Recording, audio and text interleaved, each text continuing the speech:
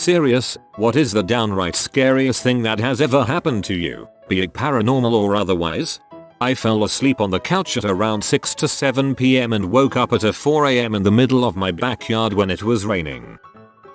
I was about 5 or 6 years old living in Dallas, and I was in the nurse's office when the tornado warning siren went off. The nurse ran out of the room towards the other side of the school, leaving me behind. The lights had gone off and I didn't want to be alone, so I went to follow her and ended up on this ramp that connected both sides of the school. To the right of me was the cafeteria and on my left was a wall with floor-to-ceiling windows. It was so dark outside that I could barely see anything out the window. The sound of the siren combined with the intense wind scared me the most. By this point I was in tears and I just stood there for who knows how long because I was so scared. Then the vice principal came running up the ramp, scooped me in her arms and asked whose class I was in. I remember walking into the classroom and seeing my teacher with a flashlight in her hands huddled with the other students in the middle of the classroom. 16 years later, Ms. May is still my hero. What a crappy nurse. One time I woke up and my eyes were super dry, like, beyond description. I opened them and it was pitch black. Couldn't see a thing. But I knew there was light in the room since my alarm went off, so it must have been 8 a.m. at least. I literally felt my eyelids to make sure they weren't closed. I shut them and cried for like a minute to moisturize them and I could see again. So yeah, waking up blind is not a fun thing to have happen. Flying from Denver to Nick. About 30 seconds after the plane leaves the ground, the left engine explodes. Likely a bird, they said. I'm pretty calm, but start getting freaked out when I notice the stewardess are all crying. Completely freaked out when we are getting close to landing and there are fire trucks all up and down the runway. And the runway we are landing at is way the heck away from the terminal and everything else. Whoa. So I don't wish this situation upon anyone. But if it ever does happen to anyone, you must get on the next flight. Some of my fellow passengers opted to take a train home. If I'd done that, I'm positive I would have never flown again. I swear I read somewhere that the #1 reason why planes are grounded is because birds hit the windows or the engines and cause damage. Fell 75 feet off a cliff when I was in my 20s. I was pretty sure I was going to die, but I got lucky. When I was 16, I was at a local mall by myself. I noticed a large man kept going where I would go, and just gave me a bad gut feeling. After about 15 minutes of him following me around, I go into a Starbucks and sure enough he follows. This Starbucks was right next to the mall's public restroom, and I so stupidly decided to go into the women's room. Thinking he wouldn't follow, I go into a stall, lock the door, and pull my feet up so they can't be seen since the stall's lot didn't continue to the floor. No more than 10 seconds later I hear the bathroom door open and someone walking in. The man stopped in front of my stall door and just stands there, facing it for what felt like minutes. He was so close to the door his boots were pretending into the stall. Then, without any words spoken from either of us, he left and I never saw him again. Scariest few minutes of my life, and I'm still so mad at myself for isolating myself in a bathroom. Opening my front door to see 12 armed police officers about to raid the house. 2 of my friends were spending the night at my parents' house. We were all still in high school. My bedroom was a room away from the kitchen, connected by a pantry and a hallway. I heard the back door handle jiggle, which meant a cat wanted to go outside. So I went to let it out and get a drink. As I walked into the kitchen, I noticed there was no cat there, and the door to the basement was wide open, which we always left closed and locked. So I closed and locked the basement door. A tad unnerved, but it didn't matter. Next to the basement door was a staircase that went upstairs to the 2nd floor. This is relevant later. A couple hours later I hear the fridge door close. I noticed that because I didn't hear it open, but it was in a different room, so that's not too weird. What made it weird was that I didn't hear anyone walk down the stairs or by my bedroom from the front of the house. The back stairs to the 2nd floor are really loud and creaky, so I would have heard something. Unnerved, I took a knife and went into the kitchen.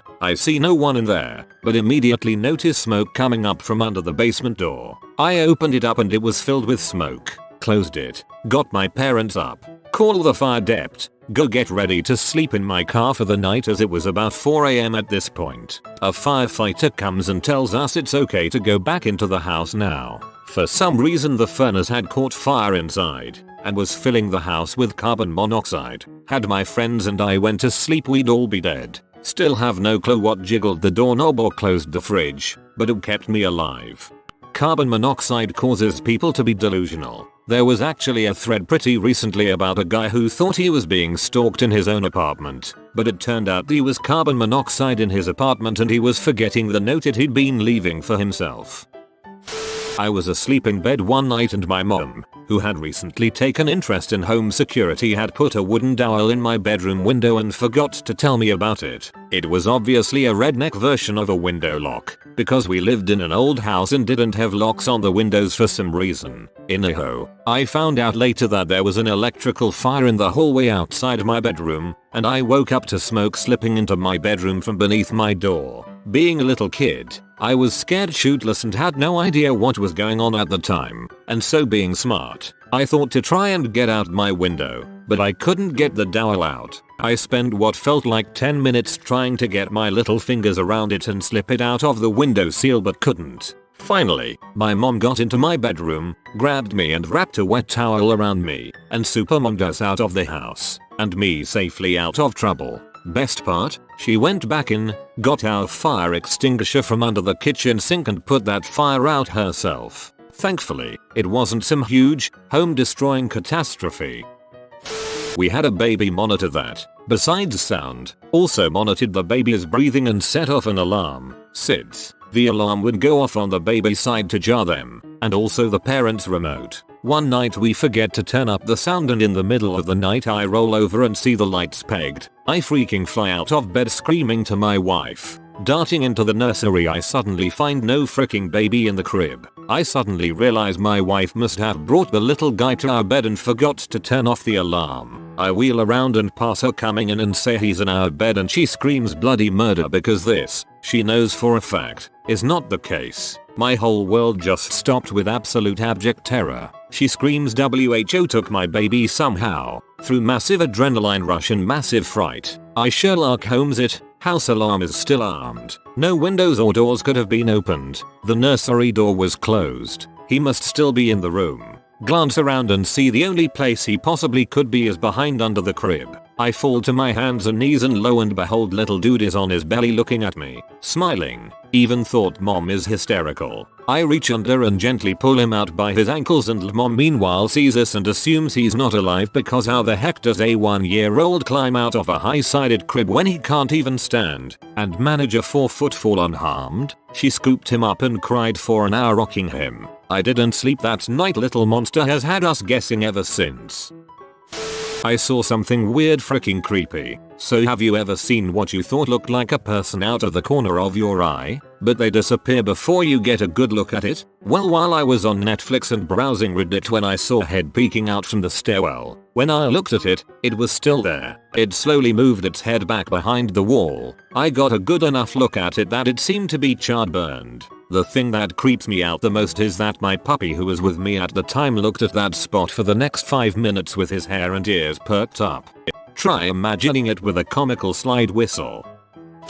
I was followed by a man in a car one night and I'm 100% certain he would have tried to abduct me. This was in Chicago after I helped chaperone a debate team trip. I was walking back to my car and the guy passed me, then circled back and passed again. I honestly thought he thought I was an escort and remember thinking he'd be disappointed if he stopped. Then he started driving next to me at walking speed but had to move when another car came. I crossed and crouched behind a parked car for a minute and when I stood up he was gone. Kept walking and when I got to the next intersection he was hiding on a cross street. I was almost back to my car and he was still following me when I ran into a group of teenage-ish girls. I blurted out, I think that man is following me. Meanwhile dude parks behind my car waiting for me to be alone again. Thankfully the girls walked me to my car and texted me his license plate, but I don't think I've ever felt so unsafe in my life. Ugh. Thank God for those girls. I was on a Girl Scout trip staying in this older house in Sandy Hook. I think I was around 11 or 12. We were all in bed, and for some reason I wanted to go downstairs. I remember hearing the parents talking in the downstairs kitchen, and I was walking toward where I saw a lit up room. Then it all disappears, and I'm standing in the middle of an empty dilapidated room. Random crap.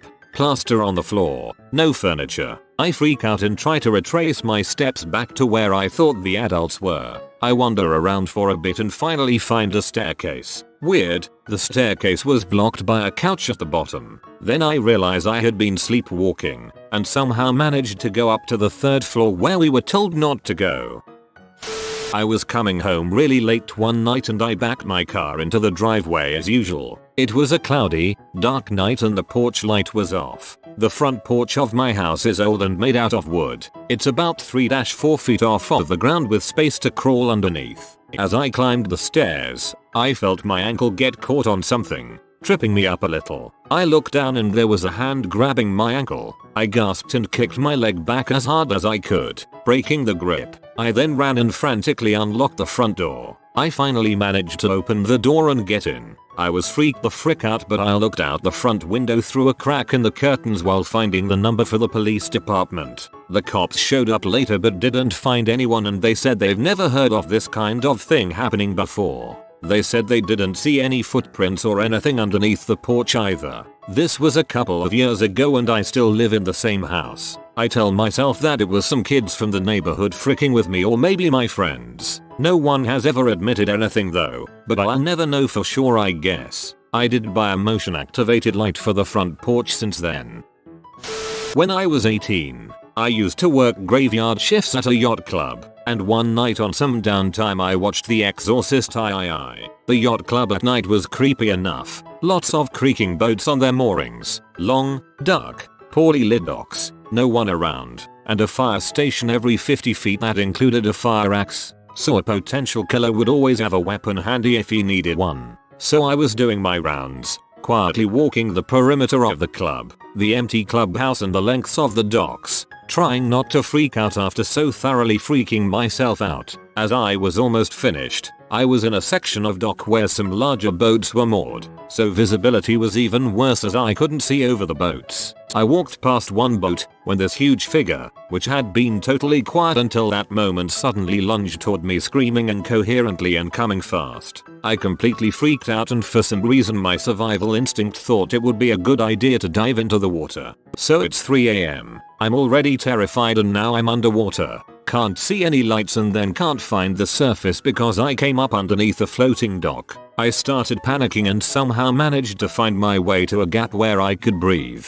I took a breath and then, despite still being in a complete state of panic, I found my way to the edge of the dock and looked up. There stood a crane, still slowly opening and closing its wings in a threat display and still making some shrill loud noise. It must have been sleeping while standing on a post between some boats, and since it was elevated, it looked even bigger than it was, and it was pretty big. I hauled myself out of the water and as the tension and adrenaline left my system, I threw up into the water. I've never felt that kind of primal terror before, both when the crane initially scared me and then when I realized I was underwater, in the dark and couldn't find the surface. It was about 10:30 PM and I'm laying on the couch jamming out through my earbuds and playing on my iPad. I close my eyes while listening to Lithium by Nirvana, when I notice the song just cut out. I open my eyes and I'm outside, in the cul-de-sac at the other end of my neighborhood, about half a mile, wearing nothing but pajama bottoms and just below freezing temperatures, just staring out into a cornfield. I walk back to my house, and when I get to my room I saw it was like 3 AM. Still no clue what happened, but I had apparently scribbled in my school notebooks and put out the fireplace during my little nighttime adventure. I had thought it was all a dream until I woke up the next day and my mom asked about all the grass I had shaken off my pants onto the floor, so that freaked me out pretty bad. Sleepwalking, easily. I've had many times I've fallen asleep listening to a song, where it suddenly cuts out and it's many hours later. You fell asleep and just didn't realize it, waking up later feeling like no time has passed. Accompanied with some sleepwalking, you've got a recipe for spoops.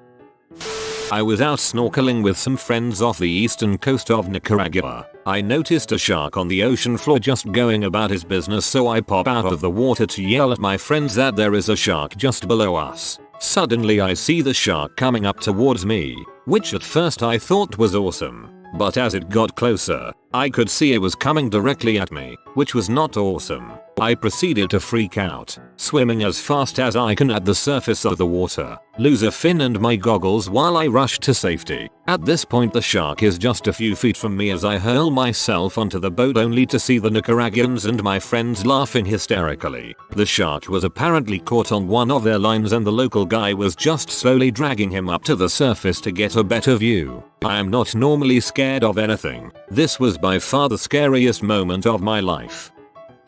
My child, not quite 2, was choking on a metal washer. I did not know what it was at the time. My husband came running to me, holding our son under his arms and told me he was choking. I told him to get our other small kids in the car and call 911. I could not see a thing in his throat and he was going white. I started doing back blows, and if any of you are ever in this situation, you cannot be gentle. If you are around kids, take a class. Anyway, I did abdominal thrusts and still nothing. At this point I came over with this cold feeling and I picked him up with my left arm again, almost completely head down and headed out the door, banging the poor kid between his shoulder blades as I went. My husband had tossed the kids in the back, had the engine started and the phone out. As I went over our step there was a clink and a washer hit the stones. Our son gasped and started to cry. It was a beautiful sound. All was well. I have had bad stuff happen to me but this was far worse. I don't know the amount of time that passed but I think it was less than 2 minutes. Still a heck of a long time to be terrified. He is 14 now and a terrific kid. I am so very grateful to my college first aid instructor. I can't recall his name but he was the top hazardous materials firefighter in Denver at the time. He made us practice dealing with a choking child over and over and I think that course saved my son's life. I was kidnapped when I was 9 years old. I was walking to my friend's house, which was right up the street, maybe 6 houses down or so. Not far at all. My mom had told me to be home for dinner at 6 p.m. Well, when I was walking I noticed a man following me in his car. I naturally get anxious anytime I see someone while I'm walking to this day. Anyway, I started walking a little faster. Kept thinking to myself, only a few more houses. 3, 2, then he stopped, got out, and grabbed me. Quicker than you can say actually. I can't think of anything, but it happened really fast. Luckily, my friend's dad was sitting on the porch and saw this happen. So he started chasing after the car, running as fast as he could. The man had me sitting in his lap while he was driving, holding me down with one hand, covering my screaming mouth with the other and kept shouting shut up. Well, my friend's dad eventually caught up to the car, about 10 blocks down, out of breath, holding onto the side mirror running with the car, trying to get the door opened. He finally decided it was best to straight up punch through the window and pulled me out of the car with his then bloody hand. He carried me back to my house while I was crying and shaking and told my mom everything. I was traumatized. She reported it to the police but to this day we don't know who that man was. If you are new to the channel, you can subscribe. I publish new videos every day. Until then, check another video.